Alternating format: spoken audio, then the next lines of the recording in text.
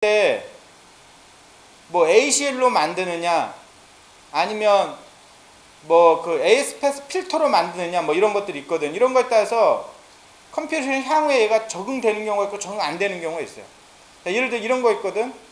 우리 내부의 네트워크만 외부로 어나운스 해요. 그러니까 어나운스 한다는 건 밖에서 안쪽으로 들어온다는 얘기죠.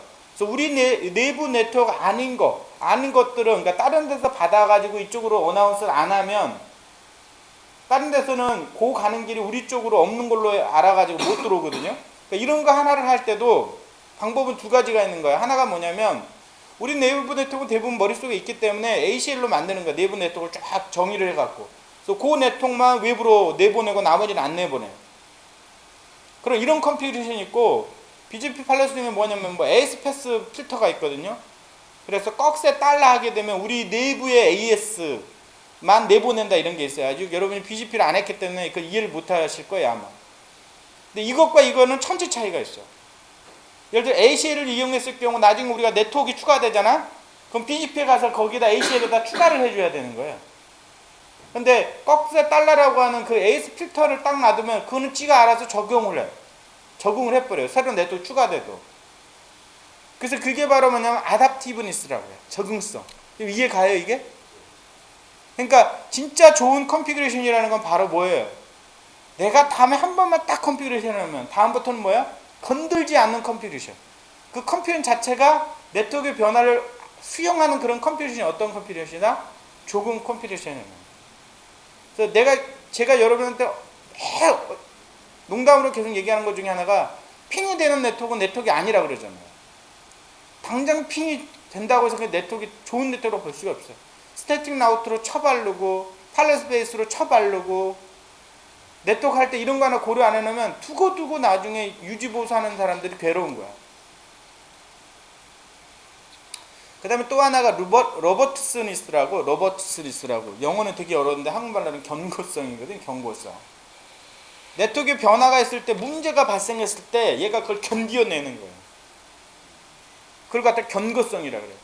그러니까 이제 쉬운 예 중에 하나가 이제 스파닝 트리 같은 건데, 스파닝 트리는 이제 룹을 방지하기 위해서 만드는 거 아닙니까? 근데 물리적으로 룹이 안 생겼어. 처음부터 설계할 때 아예 물리적으로 룹이 안 생기게 만들어 놨단 말이에요. 그럼 거기다 굳이 스파닝 트리를 돌릴 필요 있느냐? 라는 얘기가 나올 수 있죠. 이 스파닝 트리도 하나의 프로세스거든요. 우리 컴퓨터에 프로그램이 많이 떠 있으면 그만큼 퍼포먼스 느려지잖아요. 얘도 마찬가지예요. 스위치에도 스파닝 트리라는 게 하나의 프로그램으로 도는 거예요, 이놈이. 이게 많이 돌면은 쓸데없는 그 스위치의 CPU를 낭비를 하거든요. 그러니까 물리적으로 굳이 룹이 생기지 않는 그런 그 상황이 있을 때는 스파닝 트리를 끄는 게 어떻겠느냐라고 하는 사람들이 많아요. 그렇지만 이 꺼놓으면 나중에 잘못해갖고 룹을 어떤 사람 케이블링을 잘못해서 룹을 만들어 버렸어. 그럼 그때는 어떻게 되는 거야? 완전히 네트워크가 다운돼 버리는 거야. 그러니까 차라리 그런 경우라도 뭐예요? 현재는 룹은 아니지만 향후에 뭔가 문제에 대비해서 스파닝 트리를 올려놓으면 나중에 그런 상황이 됐을 때 어떻게 얘가 견뎌낸다는 거죠. 견뎌낸다. 그게 바로 뭐라고요? 견고성. 그러니까 실제로 네트워크 최적화 작업이라고 하는 거는 리스트럭처링, 리턴 투 베이직. 우리가 처음에 설계할 때 트리, 폴트 톨러런스, 로드 밸런스, 페어니스로 다시 돌아가는 것도 있지만 그 위에 네트워크가 어떤 변화가 있을 때 거기에 그대로 컴퓨테이션을 다시 하지 않아도, 추가하지 않아도, 변경하지 않아도 계속 그 변화에 적응하는 아답티브니스. 그 다음에 문제가 발생을 했을 때 그 문제를 네트워크 스스로가 견뎌내는. 맨날 문제 발생하면 사람이 가갖고 뭐 컴퓨테이션 해주고 장비 죽었다 살리고 이런 거는 제대로 된 네트워크가 아니라는 거죠. 무슨 얘기인지 아시겠어요? 예. 그래서 이런 식으로 하는 게 네트워크 최적화 작업이다 이런 얘기입니다. 질문 있으십니까? 그러니까 그 네트워크 연결 했잖아요. 네네. 그럼 모든 인터페이스 다. 우리가 한 줄만 하면 끝나겠네. 그렇죠. 따로 자기 대역이 몇 개 있는 넣을 필요 없이 하나만 딱 끝나버리고, 그것은 장기적으로 자기가 그 정통되는 그 네트워크 주무시다는 건가요? 네. 근데 저거는 그냥 예를 드는 거고 그렇게 할 수는 없죠. 그렇게 하면 이제 모든 네트워크를 다 처리를 해야 되는데. 라우팅에서. 그래서 또 뭐가 있냐면 패시브 인터페이스라는 것도 있고, 인터페이스 들어가서 요거는 라우팅 안 하겠다 그러면 패시브 인터페이스 줄 수도 있고, 또 디스트리뷰트 리스트라든지 아니면 필터 리스트라든지 뭐 이런 걸로 걸을 수도 있고 그래요. 그러나 이제 여기는 여러분을 이해시키려고 그러는 거예요. 적응성이라는 게 뭔가. 아니 저도 저런 건 거의 못 봐가지고 얘기해서. 예, 못 보지만 우리는 많이 해요. 스페인트리도 강제로 요즘엔 다 디폴트로 그 이네이블 돼 있어 강제 내릴 수 있나요? 뭐 있어요. 노스파넥트리 V랜 완이하고 내릴 수 있어요. V랜 안에서는 스파넥트리 내리겠다. 그렇게 안 쓰는 경우를 못 봐서 네. 넘어갔어요. 네. 또 질문이요.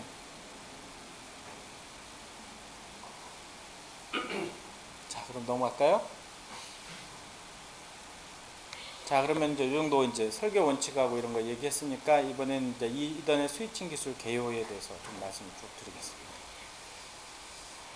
자, 이게 전체적인 내용, 기술 전체적인 내용을 요약한 겁니다. 그래서 이거를 이던에 또 여러분 잘 이해를 하려면 어떤 문제가 있고 이 문제를 해결하기 위해서 이런 걸 만들었더니 새로운 문제가 또 발생하거나 이놈이 또 그 문제를 다 해결하는 거는 아니더라. 그래서 뭐가 나오고 또 나오고 또 나오고 이런 과정이 계속 거쳐가는 거예요. 그래서 전체를 딱 이렇게 잡을 수 있는 기회가 돼요. 그래서 원래 이더넷은 쉐어드 미디어 이더넷이었어요. 그러니까 이더넷 처음 출발할 때는 하나의 라인에다가 노드들이 이렇게 물려있는 그 미디어를 공유하는, 하나의 미디어를 공유하는 쉐어드 미디어 이더넷이었거든요. 이 쉐어드 미디어 이더넷에는 여러 가지 문제가 있었어요. 이 콜리전 도메인이라는 문제.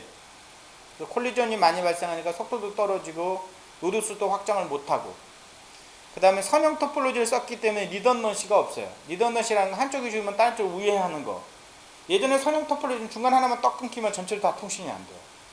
양쪽에 끝에 터미네이터가 있어야 되기 때문에 터미네이터가 사라지는 순간에, 그 다음에 밴드위스도 제약적이고, 그 다음에 스피드가 다른 놈들이 동시에 통신을 못해요.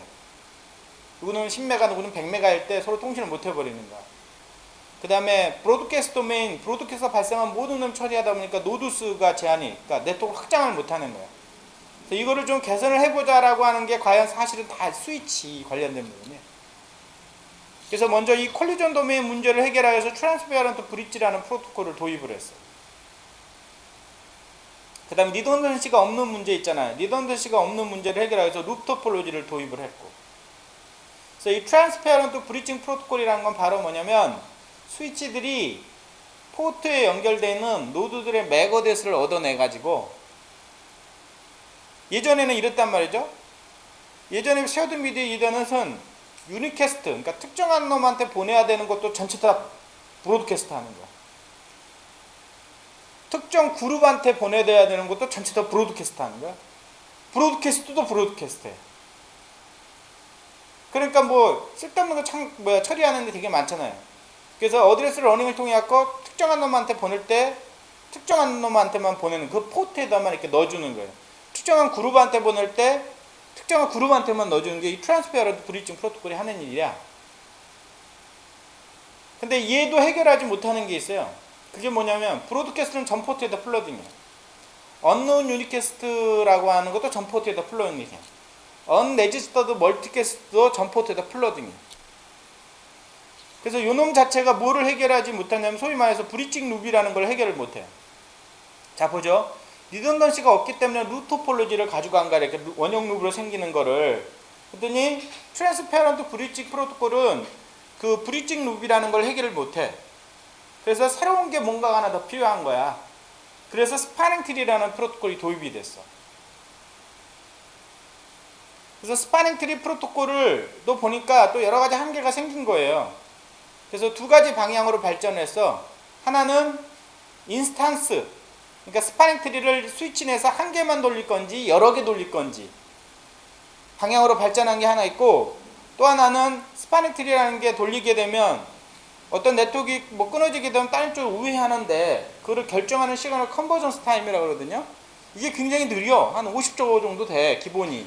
그래서 이거를 어떻게 빨리 할 수 있는가의 방향으로 발전한 게 또 하나 있어요.